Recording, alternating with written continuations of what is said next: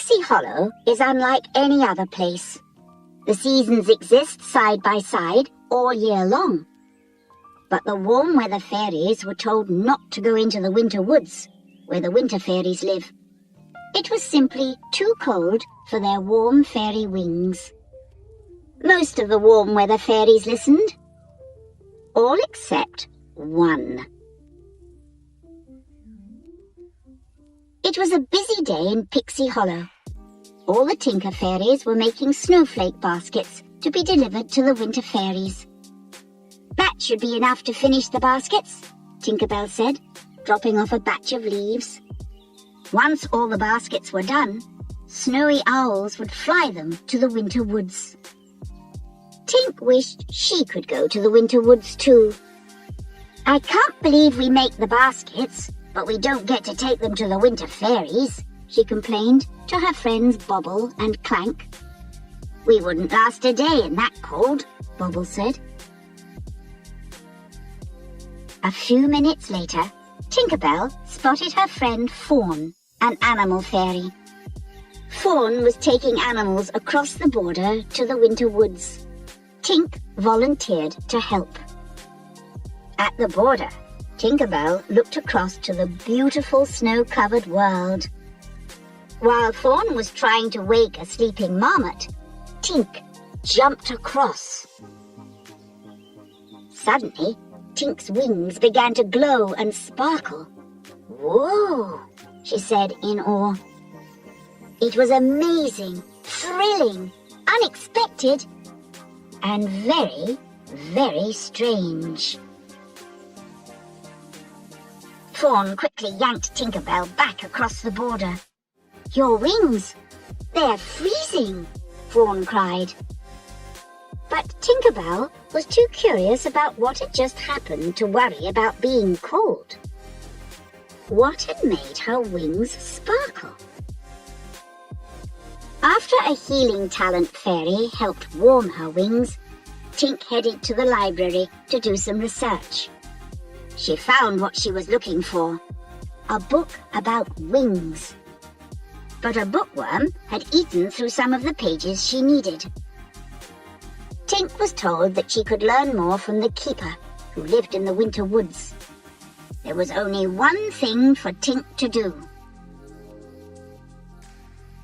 First, Tinker Bell cut a warm winter coat out of a fuzzy leaf. Next, she made a pair of furry snow boots. Then she packed the rest of her things in a satchel. Fully dressed for the cold, Tink tried to fly, but with her wings tucked inside her coat, she fell right over. Good thing she had a backup plan. Tink would get to the winter woods by hiding in one of the snowflake baskets. She snuck into a basket and hid. Then a snowy owl grabbed the basket and flew off. It was a very bumpy ride. Soon, Tink arrived in the winter woods. There was just one problem. Her book had fallen out of her satchel. A winter fairy spotted the book and picked it up. Tink secretly followed him. The winter fairy headed to the Hall of Winter. Tinker Bell gasped as she went inside. The grand icy chamber was packed with books chiseled out of ice. Just then, Tink spotted the keeper. He was hard at work, carving books at his easel. "Keeper! Keeper!" Tink suddenly heard a winter fairy say, "The most amazing thing happened. You've got to tell me what it means." "My wings! They actually lit up!" the winter fairy exclaimed. Her name was Periwinkle. "And it's happening again!" Just then, Tink's wings began to sparkle too. She tossed her coat aside and stepped forward in surprise. The two fairies approached each other as their wings shimmered. The keeper, whose name was Dewey, shook his head in disbelief. He had never seen anything like this before. "I've only heard of this," he began. "Follow me." Dewey guided the girls onto a giant snowflake. When a ribbon of light passed through Tink and Perry's wings, an image of a baby laughing projected onto the icy wall. Then the laugh split in two. One half headed to the warm part of Pixie Hollow, and the other half headed toward winter. Tinker Bell's eyes widened. Two fairies born of the same laugh. So that means we're... She and Perry looked at each other in awe. "Sisters!" they exclaimed in unison. The sisters couldn't wait to learn all about each other. They had a lot of catching up to do. "I'm a frost fairy. I frost things," Perry said. "And I'm Tinkerbell. I'm a tinker. I..." "Tinker things?" Perry asked, giggling. Perry and Tink discovered they had a lot in common. They both liked to wear white pom-poms on their shoes. They both liked to collect lost things, although Periwinkle called them found things.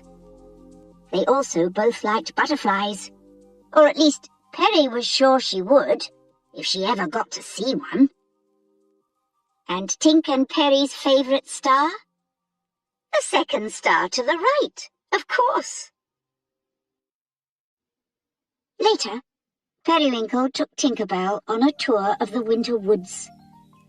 Tink was amazed by the wintry world her sister lived in. They went ice skating and ice sliding. Then they visited the frost forest. They watched frost fairies spinning frost as delicate as the finest lace, and snowflake fairies creating beautiful icy snowflakes. A little while later, the moon began to rise, and the air grew colder. It was time for Tinkerbell to return home. "Goodbye, Perry," Tink said, giving her sister a hug. But they were not sad. They both knew it wasn't really goodbye. They were sisters, born of the same laugh, and nothing could keep them apart.